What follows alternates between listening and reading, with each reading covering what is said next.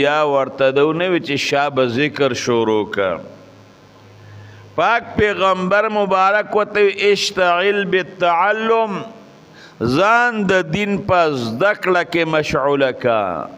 پته ولګېده چې دین زده کې او علم زده کې نو دا ډیره پیدا رسي هغه سړي ځان د دین په زده کړه کې مشغوله که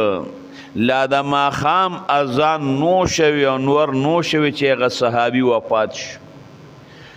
نو که انسان ته د علم نه علاوه بل شي زیاته پیدا رسوله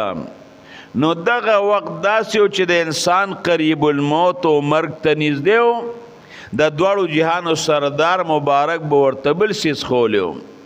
امام الانبیا ورته علم وښو پته ولګېده چې انسان ته د ټولو نه زیات ته پیدا رسوي